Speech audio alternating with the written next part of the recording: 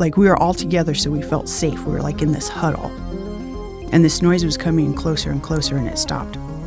Gah! Everything froze. I felt like I was by myself. Oh. And when it stopped, I turned around. And when I turned around, I like went up with my eyes.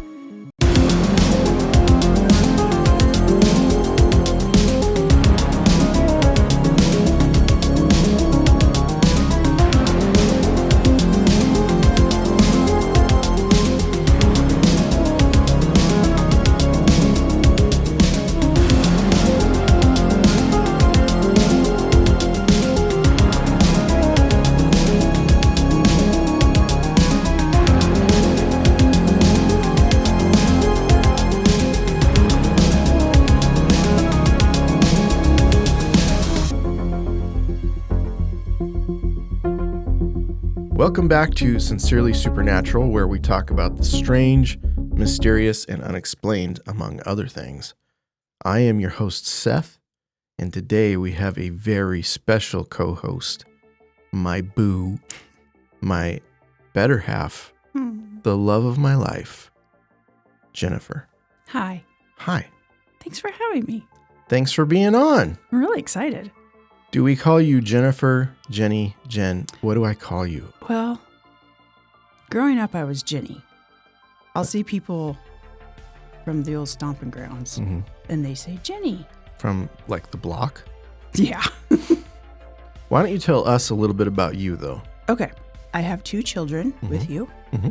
We have 2 grandchildren. We do. I love people. Mm-hmm. You're very outgoing. Well, those are the normal things that we know about you. Yeah. But we want to know the paranormal things about you. Yeah.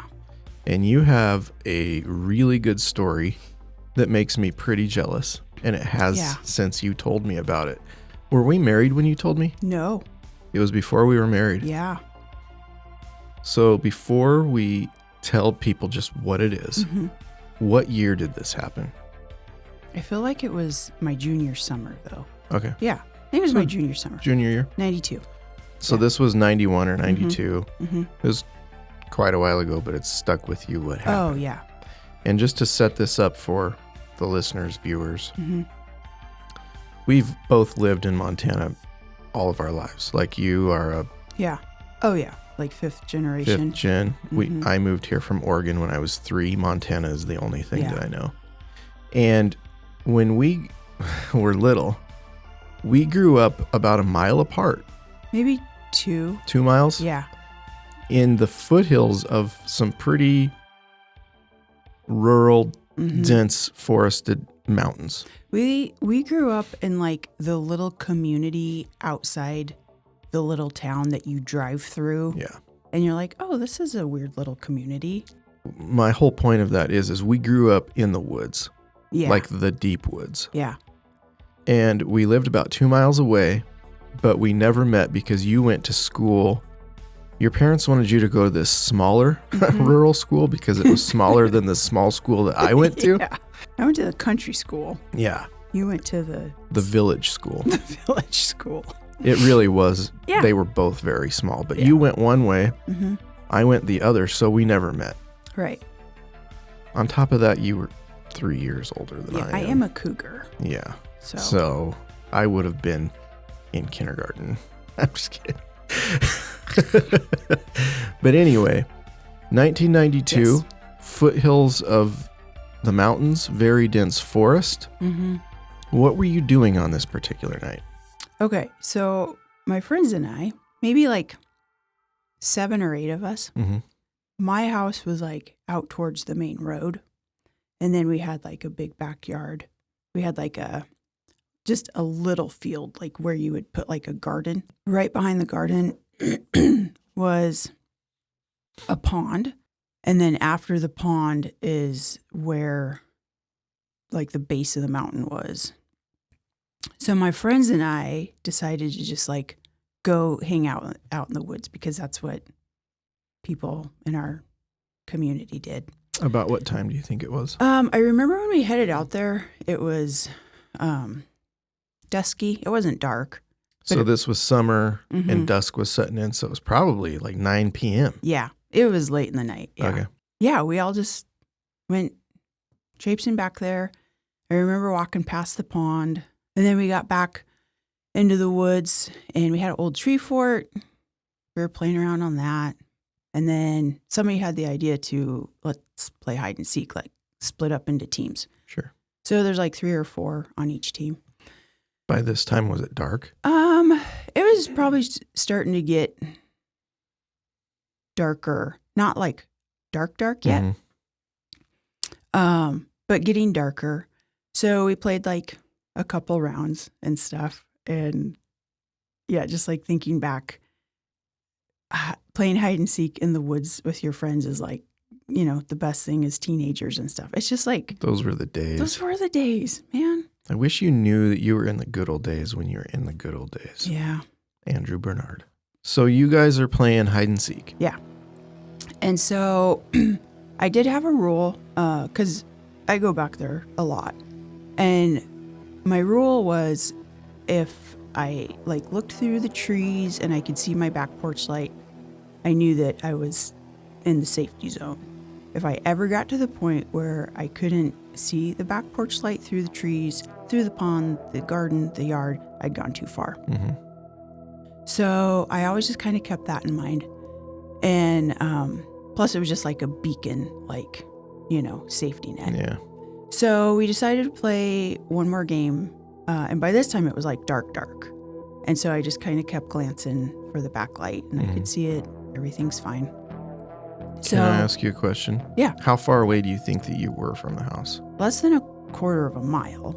Oh, okay. So But, you were like, pretty far Yeah, away. yeah. Okay. You guys were back there. we were back there. Okay. And I should mention that after the pond and like the forest starts and our tree house, then there's like a little hill that you go up, and we were up on top of that hill. Okay. We hid. We were the hiders. We were all being quiet and everything. And then we like heard them coming. And we're like, oh, you found us. But they weren't making any noise. They were just like being quiet, like trying to be quiet, sneaking up on us. How could you tell? Because there was like the forest floor was like breaking, you know, sticks crunching, loud footsteps, but they weren't like giggling and laughing. Okay. And it was dark. And you know, by growing up out there, when you're in the woods and it's dark, you can't really see anything. Yeah. Unless you've got like a full moon. Yeah. Which it sounds like you didn't really have that. And so I finally went, you guys, we know that's you. We're right here. It just kept coming closer and closer. Was it like a slow creep or was it like just... It was kind of like a constant, like they were coming and I was like, you guys, knock it off. We're right here. And they came out like from the side. Oh boy. And I was like... Not from the direction of No. the sound. And they were like, we thought that was you. Ugh. And so we all just kind of stood there for a moment and they, like we were all together so we felt safe. We were like in this huddle. And this noise was coming closer and closer and it stopped. Gah! And everything froze. I felt like I was by myself. Oh. And when it stopped, I turned around. And when I turned around, I like went up with my eyes.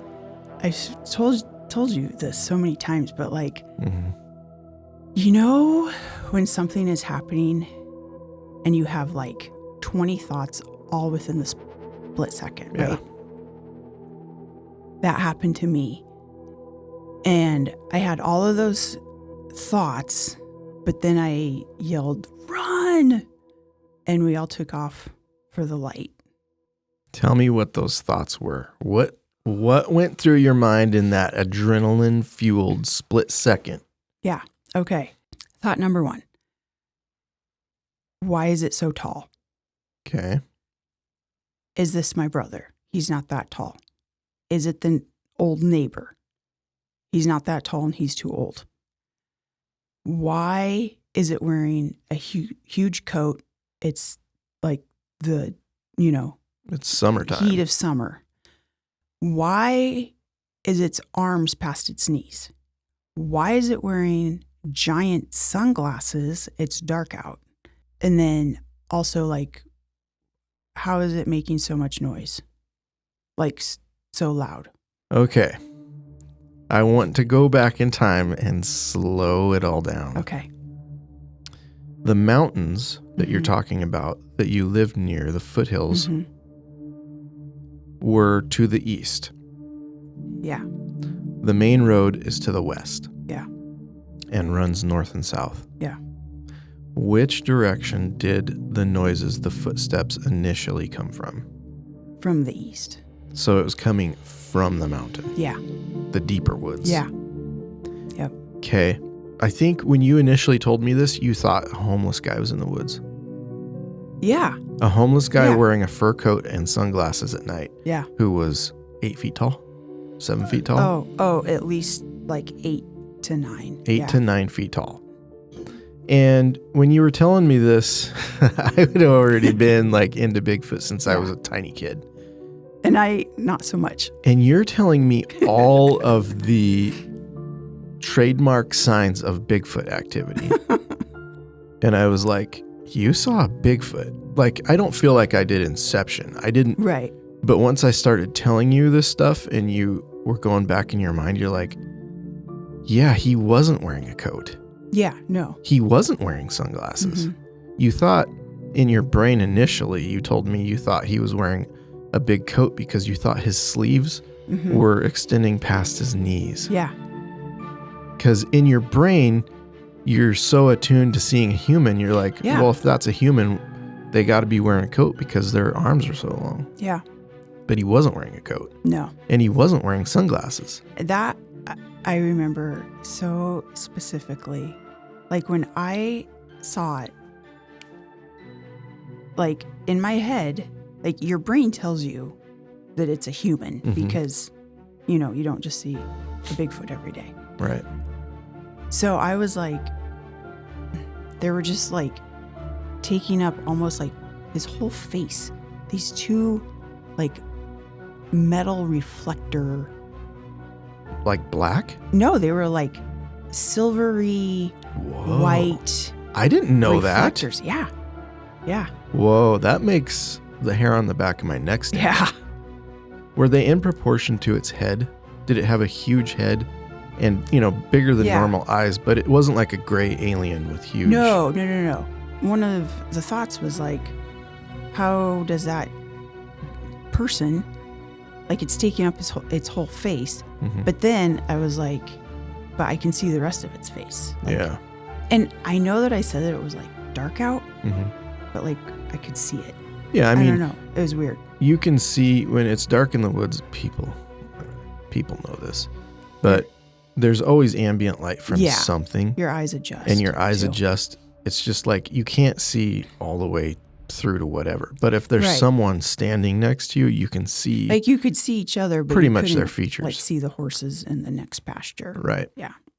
Okay, so you turn around, you look up. Was it making any vocalizations? Once it stopped and we were like huddled together, I think is when I started hearing the grumbling. And that's when I turned and like, when I remember this so specifically too.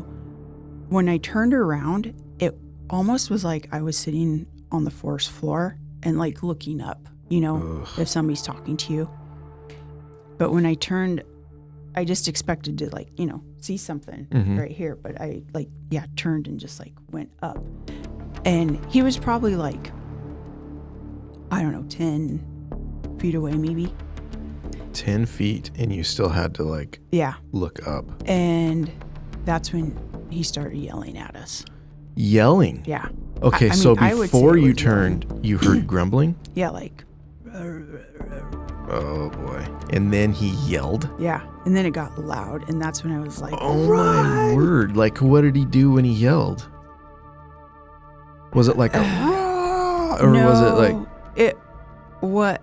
Did he just get louder? Back then, I was like, whoever this is, because Bigfoot didn't even go in my head yet. I was still trying to process who this was that was trying to scare us and prank us. They were just trying to scare us. But it was like, but like deep, super deep, and like mad. Like I knew that whoever it was, they did a really good job sounding really mad. So after you told me this story, I let you listen to Ron Moorhead's Sierra Sounds, and you were like, that's it. That was exactly right there. It. Yeah. He screams at you, and you guys are like, we're out of here. Yeah. You yell run. I remember I said run for the light. So oh boy, that's got some spiritual connotations. Because like I said, I always made sure I could see the back porch light. So you took off running. And what happened? So we took off running, and we were all like yelling, and screaming. And it was a mixture of like guys and girls. So we run down the little hill, past the tree fort. We make it to the pond. And remember how I said we had to go single file? Well, Jenny got tangled up in the barbed wire fence right there. And I have that scar on my arm from it. Where's that at? It's just right up past my wrist. Can you show, maybe see if the camera can see it? Oh, it's too far away. Yeah. It's probably about 1.5 inches long. Yeah. And I remember thinking, oh, it could have been my dad. But Dad had really bad asthma.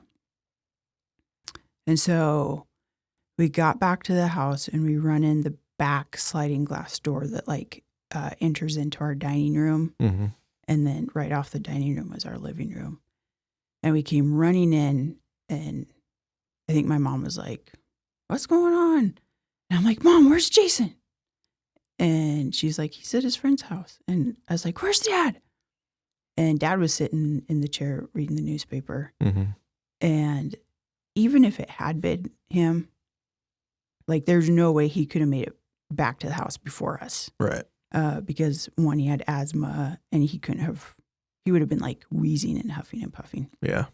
And I was like, something is out there. I do remember thinking it could have been our neighbor, my neighbor friend that I grew up across the street from, but he was just a little guy. Yeah, he was like probably 5 feet tall at that point in time. He was just this little guy, and he was out of town. Oh, I was also doing like a animal noise check. Yeah. When I heard it. And I was like, bobcat, bear, all the birds, like all the things. And I was like, I have never heard anything like that before. Isn't it funny how our brain will start to try to rationalize stuff that doesn't fit into the norm? Yeah. And we're like, what kind of bird makes that noise? And you're like, no, I just saw a 10-foot tall, hairy man in the woods. And I'm trying to figure out if that noise was a mountain lion or... But you saw it. Like, you're like, anything but what I saw. Yeah, because I feel like I was not in when I say community, I don't mean where I lived, but like circle of people who knew about and talked about Bigfoot. So it didn't even cross my mind. Yeah. Like Bigfoot is a pretty big topic now. Yeah, I would say so. It has been for maybe the past 10 or 15 years. Yeah. Back then, it was a very fringe thing that not a lot of people talked about and it was more like, oh, if there is Bigfoot, it lives in Washington. I think the only time I had heard about Bigfoot is for about 3 years we lived in a bigger town in Montana, and we had some friends that we had met there. We're out on a drive once, and they all saw it walking down this country road. Like the whole family saw it. And I think that was the only thing I'd ever heard about Bigfoot when I was little. Yeah. So it wasn't even on your radar that night that you went out there. You weren't like, better watch out for the Bigfoots. Right. I was thinking we better watch out for mountain lions and bears. Right. Because those were are pretty prevalent there. Yeah. So it wasn't the neighbor. And the reason why I was telling people about how far out in the woods this was back then is... I'm afraid some people are going to be like, well, it was a homeless guy. No. We didn't have homeless people there were no homeless people where we lived because it's so far out in the woods. You'll usually find homeless people where they can get supplies from people or beg for money or stuff like that. Yeah. This was not where you do that. You don't do it in the foothills of the mountains where we lived. It was way off the beaten path. Yeah. And as soon as winter hit, you would die. Oh. You can't be homeless here in the wintertime unless you have warm shelter to live in. Yeah. But it doesn't stop there. It doesn't end there. No. You had another experience. How long after that? I think it was probably like a week later, maybe. Oh, it was only a week? Yeah. Maybe 2, but. All right. What happened with this one? Okay. So my mom and I got in this little tiff or whatever, and I went to my room and I was going to show her. I was going to sneak out my bedroom door, or sneak out my bedroom window, which was like on the side of the house. I was going to walk through the woodshed, sneak through the backyard, which had the sliding glass door, kitchen window, like you could see our whole property. That's funny. So I was going to pull one over on her. You're so rebellious. I am. So I snuck out, made my way back to the back property, went past the pond, up past the tree fort, up the little hill. When I got up to the top of the hill, I started heading south up on this little ridge. And the little ridge, I don't want to say it was an opening, but like less forest. And there was like a down tree, and I just sat on it. And I was up on this ridge that overlooked like a 40-acre field. And then there was the main road. And I remember it was like a super hot, sunny day. And I was just sitting on this log thinking about why my mom and I were fighting. It's probably her fault. Her fault. And I was over a stupid boy. So I'm sitting there and I hear a noise. What did you hear? I didn't know quite yet what I heard, but it was enough for me to like take note. It wasn't like a bird, like tweet, tweet. It was like definitely a new noise. Was it like a whistle? Nope. It was like high-pitched grumbling. Oh, no. Yeah. Okay. And so I was like, what is that? And it was behind me. And it was close. I mean, it wasn't like reach out and touch it close, but it was. Like in the trees back there? Like yeah. Behind I mean, I was in the trees, like at the edge of the trees, in the trees. But then behind me, it just started getting thicker and thicker. So I'm sitting there and I'm like, and I started playing it over in my head. Bobcat, if it screams, if it ticks, wasn't a bobcat. A crow, wasn't a crow. Wasn't a bear. Like all the things. I know that deer can snort and, make the noises. And so I just kind of sat there and I remember I kind of started sitting up a little bit and it like did it again. So I sat back and just stayed still. And I was like, I think I'm going to die today. Every time I would try to move or turn, it would like chatter at me. And then I lost track of time. And I remember telling you that back when we met and I was telling you the story. You didn't know how long that you'd been sitting there. As I was sitting there and it would chatter at me, I was like, oh my gosh, this sounds like the thing from the other night, but smaller. At the time, because I didn't know what the other night was, I couldn't be like, oh, this is a baby Bigfoot. I was just like, this sounds like the same thing, but smaller. And it didn't sound mean. It was just like chattering at me. So finally, after a bit of time, I saw this like large stick limb. It was probably more like a limb on the ground. And I'm like, all right, Jen, pick that up. That will be your weapon. And I bent down to pick it up, and it was like, rah, rah, rah, rah, rah, rah. But I'm like, fight through it, just get it. So I did, and I sat back up, and I had it. And I had to come up with a plan how to get out of there. I didn't know what I was going to do.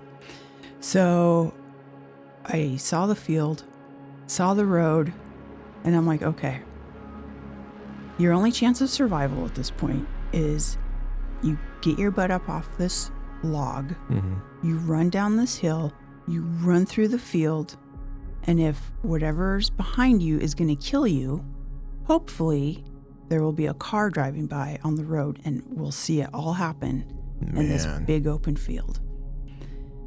So finally, I mustered up enough courage and I did that. And I remember when I started moving, it started chattering, and I just ran as fast as I could till I met the highway. And I never looked back while I was running. I just eye on the prize, get to the road. And it didn't get you. Mm-mm. Okay, so a couple questions. Okay. A lot of people who have Bigfoot encounters, there's a couple things that they mention. They're kind of all the same. When you had your first encounter and the second encounter, did you notice the forest went completely quiet during either one of those? The second time, I remember it being very quiet. There probably wasn't much going on at night anyway on your first encounter. I think it was just because I was with all my friends and our, scared breathing, and we were talking, and, ate sets of feet on the floor or, ground and stuff. Sure. And one of the other things is when there's one nearby, a lot of people report an overwhelming sense of fear for no reason. Did you experience that on either one? I mean, the first one, obviously, because it was nighttime and there was noises. There. The second one, I was fine until I heard it chatter. And then I don't think I've ever been as scared in my life. You just froze, basically. Yep. I literally froze. Yeah. And you had to overcome that feeling of don't move to just bolt for the highway.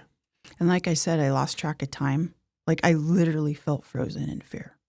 That's crazy. Yeah. And then I remember you played this. I told you that one. And I'm like, oh, but wait, there was another time, a week later. And I played you more sounds, and it sounded just like the juvenile from the Sierra Sounds. Yep. Do you think that juvenile meant you harm? Looking back and understanding and knowing more about it, I think no. I think it just wanted to play with me. Was curious? Yeah. Do you think, well, to me it sounds like that there was a family living in the foothills, or people think they're nomadic, passing through, but they were in that area at the time. To me it sounds like the first encounter was, shut up, you kids. Yeah. This is our spot. You need to leave. I think so. I think, and then too, maybe also being protective of his family. Yeah. Get out of here. You're going to hurt us. You're going to hurt my kids. This is our home type thing. Which brings me to my next question. What do you think Bigfoot is? Well, before I met you, I thought it literally was just Bigfoot. Just an animal. A big, hairy something. I mean, it was just Bigfoot. They just exist. Yeah. I never went back to where did it come from? Has it always been here? Flood, pre-flood. I mean, it's like a bear. They multiply and make more bears. Sure. So I was just Bigfoot is very rare, but they exist. Then I met you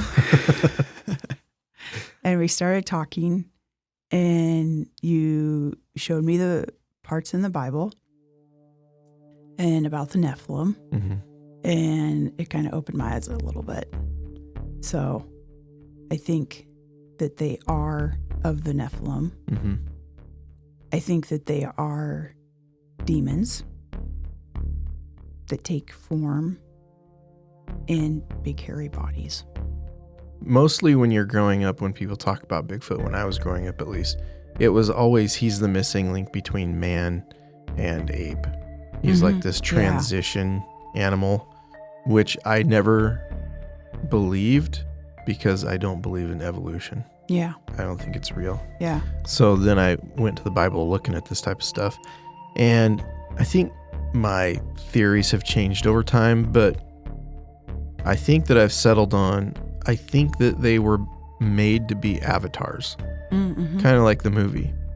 A body that a demon can inhabit. So that they can interact in this dimension like we do. Do I think that they're all possessed by demons all the time?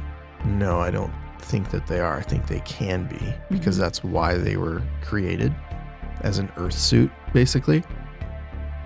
But I do think that because the fallen angels created these beings, they can still reproduce, and they do act like a human-animal hybrid because that's what they are.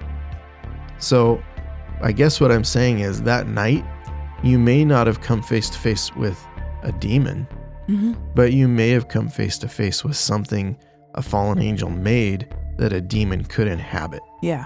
So they could be an animal. They could be possessed by something evil. I have a question for you. Okay. Why do you think that we don't see more of them? Like, where are they all? That is a question I talked about with some people on a podcast that I was on yesterday. What? Yeah. You're famous. I am. Not really. I told them you're never going to catch one. There's been reports of people shooting them and seeing them go down and feeling bad about it because they looked so human that they run away. And when they come back to see the body, it's gone. You're never going to shoot one. You're never going to catch one in a cage. You're not. Why? Because they are overseen by fallen angels. Yeah. So yeah, I don't think we're ever going to catch one. Yeah. We're never going to shoot one. I think we do have great film of one in the Patterson Gimlin footage. I think that is actually the best video of a Bigfoot captured ever. And isn't that funny? Because with all of the technology that we have now and the advance in like filming and all the stuff, like I don't doubt that other people, like we've seen some and you're like, babe, is this it? Is that what it looks like? Obviously more than not, absolutely not. People are trying to make something up to get famous. I think there are a few out there that actually did get it, but it would be, I haven't seen a video that is as close to Patterson's, you know. That resembles what you saw. Yeah.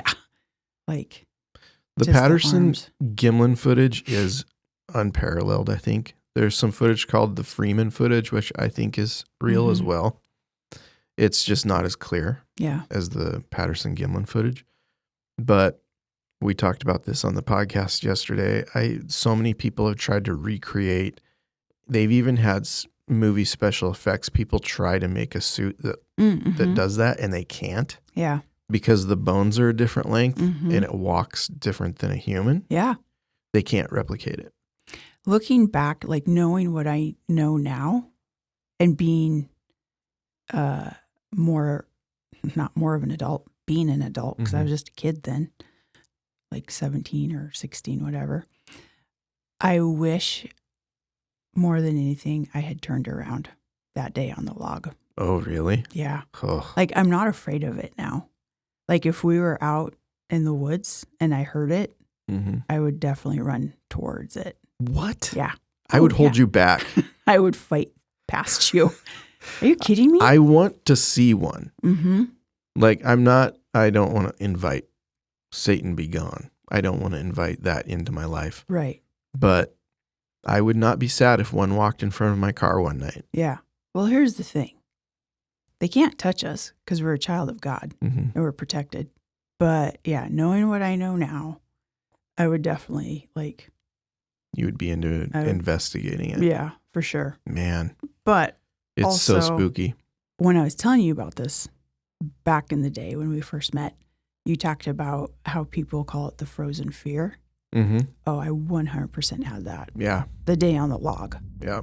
Because I think I couldn't see it.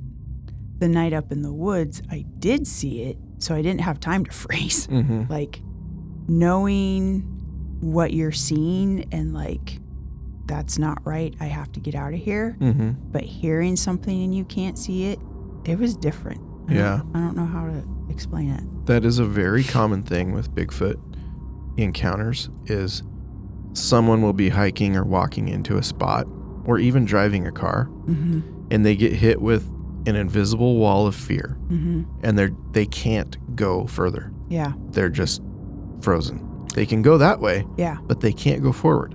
I have actually had that. I think we've talked about that a time mm-hmm. or two when we have been out in the woods driving, mm-hmm. Where we like hit a spot and it doesn't last very long, like maybe quarter of a mile or whatever. But I have gotten that where I am just like, creeped out. Yeah, like this is not a good place. There was a couple times a long time ago when I used to dirt bike mm-hmm. up into the mountains. There were a couple times, one in particular time I remember, I stopped and my bike was running and I got off because we found the site of like an old sawmill. Mm-hmm. And there was hardly anything left, but there was wood planks everywhere and some old metal cans. So I got out and I was looking at it. And I remember getting off my bike and looking at this stuff and I'm like, man, I feel extremely uneasy. Like there's something weird. And I stood up and I was kind of looking up the mountain and I was like, the fear is coming from that way. And I could not walk forward anymore. Babe. I could go any other direction, but I couldn't go forward. He was watching you. I did not like it. It is a very, very strange feeling. And there wasn't anything in front of me that was scary. Right. It looked like all the other trees and stumps. Well, the thing with that is I believe the ones that are inhabited by a demon, I think they can be watching you 1 second, and if they want, they can just like disappear. That's funny that you say that, because we were talking about that yesterday, and I was telling the guys, there are so many reports. You don't realize how many reports there are of following tracks into the middle of a field. Yes. And they disappear. You had that happen. I found tracks that disappeared. Pictures. It actually made it into our friend's book. Yes, that it did. wrote a book on our other friend on Bigfoot. There are a few instances of people saying they watched a Bigfoot disappear. Mm-hmm. Like that's in the book that our friend wrote. The whole point of talking about this very paranormal aspect of Sasquatch is that normal things can't disappear. Right. Or cloak. Or be shot and never be found. Because some have been shot. You can look up the Ape Canyon incident that happened a long time ago with some miners that shot not children. I would say like miners, gold miners. Not little kids. Yeah. Okay. There's too many paranormal things that surround Bigfoot. And I think this is what makes people like Bigfoot's not real. We would have caught one already. We would have caught one already if it was just like a bear. We'd have tons of them. Absolutely. But it is not. It is something else. Also, years later, we found out that where I had my encounters at, up that way, we found out that that was like a traveling highway for them. Yeah. From one mountain range to the next mountain range. There is actually a lot of sightings in that valley that runs through there. I wouldn't be opposed to going out and, I don't know. I would. Traveling. But you want to see one so I do. bad. I'm always so brave when I'm at home, and then when I get out there, I'm like, go home, please. Would you rather see a Bigfoot or a gray? Oh, definitely a Bigfoot. Really? Gray aliens, which aren't aliens, by the way. Yeah. Grays are one of the most spooky, disgusting, evil things, even a drawing of them. Yeah. I would much rather see a Bigfoot. I feel like if you were to see a gray and you like came face to face with it Mm-hmm. and it was just like I would just punch it. Like thinking about a gray looking at me and tilting its head Yeah. freaks me out really bad. Yeah. And I think they're all related, Yeah. but for some reason the grays spook me more. Do you think people are going to think we're really weird? Yes. Do you think we're going to lose friends? No. Oh, okay. Most of my friends already know how weird I am anyway. Yeah, but I kind of keep a pretty good cover. Here's the thing, and I say this all the time, not in every episode, but I say it a lot. There is more to this world Oh, yeah. than what you're just seeing in the 4 dimensions that we live in. Yes. There are spiritual battles between actual beings happening around you every day that you never see. We can't see it. Yeah. The world is all full of all kinds of strange stuff. Mm-hmm. And if we just deny that it's not there, it's not doing us any favors. Like, you have to accept as a Christian, even a non-Christian, we live in a supernatural, paranormal, strange world, and weird things are going to happen. And if you don't know where to look to find the explanation for those things, you might go the wrong direction. Mm-hmm. Like I said, I'd never told anybody until I met you, because I didn't think anybody would believe me. And I thought that they would think I was like weird and losing it. And then I finally met you. And you were a little weird. Man, I'm pretty weird still. But you believed me. Oh, yeah. And you had evidence to back up what I heard and what I saw. I didn't feel alone anymore. Oh, good. Yeah. Because I love you. And I believe in weird things. That's why we're so good together. We are. Because we're weird. Well, I feel like you've brought my weirdness down a little bit. Yes. And I've brought your weirdness up a little bit, which is what marriage does. Yeah, it's a balance. We balance each other out. Well, Jennifer, Seth, Jenny, thank you for yeah. being brave enough to tell people your story. Thanks for having me on. We have our son, Hudson, the co-host. Yeah. He's actually on a very long, very well-deserved vacation. Yes. So we're going to have some co-hosts, and I'm really glad that you accepted it and told us everything. I'd love to come back. I would love you to come back. You don't have to. Yeah, no. Oh, okay. We'll have you again. Okay. But having said all that, if you have been playing hide and seek in the forests and ran into a 10-foot tall man wearing a fur coat and huge sunglasses, we want to hear about it. So send your stories to sincerelysupernatural@gmail.com. You can write it in a letter, or you can record it as a voice memo and send it to us. And if you want, we will read your story on the air. Yeah. But let us know. Be rad. Jenny, Sethy, I love you. I love you, babe. Thanks for coming on. Thanks for having me. We'll see everybody next time. You ready for the finger guns? Oh, you don't do peace drops? No. Oh, shoot. I just ruined it. Start over. Okay. Ready? See you next time.